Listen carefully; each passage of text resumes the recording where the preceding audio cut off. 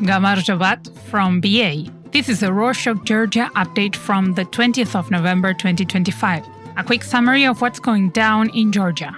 Starting with the biggest news of the week, on Monday the 17th, the Georgian Dream, or the Kotzebue, announced plans to abolish voting rights outside the country. Shalva Papuashvili, chair of the Kotzebue parliament, said that the government wants to reduce outside influence on elections and protect voters from pressure that may come from foreign political environments. He said that people who live abroad face higher risks of manipulation and that despite this change, no one is losing their right to vote. Immigrants just need to go back to Georgia once every 4 years to participate in elections. During last year's parliamentary elections, over 60 voting stations were opened in more than 40 countries, and the Kotzebue received less than 20% of the votes from the Georgian diaspora.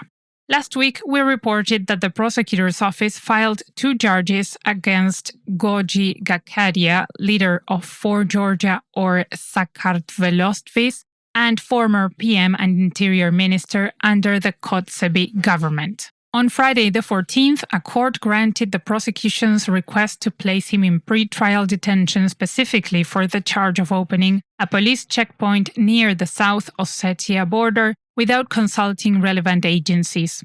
Authorities said the checkpoint was beyond his authority and risked escalating the conflict. Gakaria has been in Europe for several months, holds a resident permit in Germany, and said he does not plan to return to Georgia anytime soon. Speaking of South Ossetia, on Monday the 17th, Shalva Papuashvili said the ruling party decided to shut down the administration of South Ossetia, a Georgian state body that worked on issues related to the separatist region. The government created this structure in 2007 during Misha Saakashvili's presidency to work with local groups that supported closer ties with Georgia at a time when tensions in the region were very high. Papuashvili said this project helped strengthen separatist narratives and harmed Georgia's interests. He also said the municipalities of Akhalgori, Kurta, Tikvi, and Eredvi, whose residents left the area after the conflict, will still operate in exile and remain the only authorities that Georgia recognizes in the region. Irakli Garivashvili, ex-prime minister and close ally of Bidzina Ivanishvili, paid his $1 million lari bail, almost $400,000, by putting up the apartment Ivanishvili gifted him years ago. Lawyers confirmed that only this apartment was used for bail, no other property or personal items from him or his family were touched, and the apartment's value actually exceeds the bail. The court also took his passport and barred him from leaving the country. He had 30 days to cover the bail after it was set on the 24th of October. He is charged with receiving illegal income during his period as Prime Minister and Minister of Defense. Next up, Jonathan Asconasi, a senior advisor at the U.S. State Department, visited Georgia this week to meet with officials to discuss how the country can support the Trump International Peace and Prosperity Route. This new transport corridor was agreed on in the summer during a peace summit in Washington and will connect Armenia and Azerbaijan. On Tuesday the 18th, Asconasi visited the new U.S.-funded checkpoint on the Georgia-Armenia border and then met with officials from the Foreign Ministry. During the meeting, Georgian officials said they were not satisfied with the current state of relations with the U.S. and wanted to restart the strategic partnership on a fresh page with a clear roadmap. On Thursday the 14th, the Norwegian Helsinki Committee, a human rights organization that monitors abuses and supports civil society, said Georgia now faces the harshest repression in its history since the Soviet era. The number of political prisoners saw its first increase since the country gained independence in 1991. In the past year, the media faced over 400 cases of harassment, including over 100 cases of physical assaults. In other news, on Monday the 17th, the Ministry of Internal Affairs introduced new rules for electroshockers, pepper spray, and acoustic weapons. Electroshockers will be completely banned for civilians, and only police or private security can use them for official duties. Acoustic weapons will require written permission from local police to buy or import. Pepper spray will only be available to people over 18 and will also require written permission from local police. Pepper spray has been an especially popular self-defense weapon among pro-European protesters who are frequently harassed by and assaulted by the Titushkebi, the Kotzebue-affiliated thugs.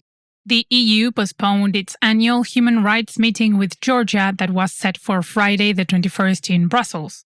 Several outlets report that the EU cancelled the meeting because the Georgian side tried to include an official who is under sanctions.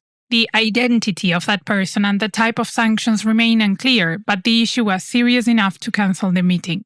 The EU as an institution has not sanctioned any Georgian officials, but individual member states like Poland, Latvia, Lithuania, and Estonia have.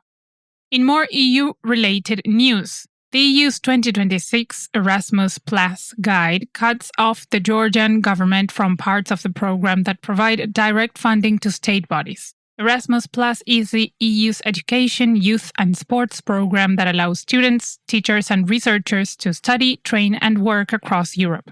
The cut mainly affects the part of the program that funds structural reform projects worth 600,000 and 1 million euros. Georgian universities can no longer access this funding, though they can still participate in other parts of Erasmus Plus, like student and staff mobility programs. Over the past decade, more than 13,000 people from Georgia have benefited from Erasmus Plus opportunities. Meanwhile, Simon Leviev, the infamous Tinder Swindler from the Netflix documentary, was released from the Kutaisi prison, Western Georgia, on Friday the 14th, after all charges against him in Georgia were dropped. His lawyer confirmed that Germany withdrew its extradition request, and Leviev left without bail, travel restrictions, or any legal conditions.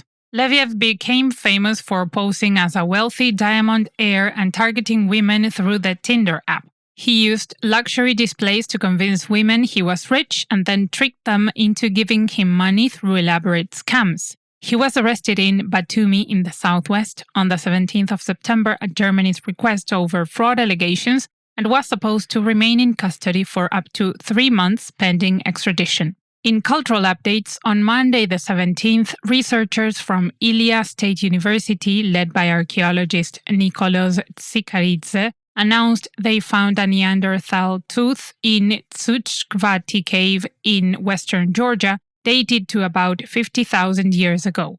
Additional research showed that Neanderthals lived in caves as far back as 90,000 years ago and used fire regularly.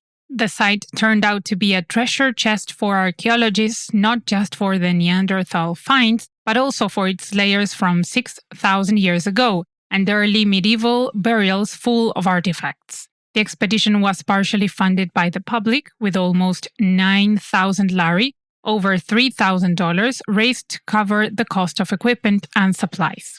Finally, on Tuesday the 18th, Georgia's most prestigious literary award, Saba, announced its winners. Rati Amaglobeli, the award's founder, said that as with last year, the ceremony was not held due to the ongoing political crisis. He said that political repression against people who see their country's future in Europe is increasing every day, and many figures in the literary world have been targeted and even imprisoned. Funds originally meant for the ceremony will now go entirely to the shortlisted authors. Winners include Irakli Metreveli for Best Novel, Rezo Getiashvili for Poetry, Mamuka Dolidze for Prose, Nodar Mamatsashvili for Play, and Sofia Shamanidi for Literary Criticism.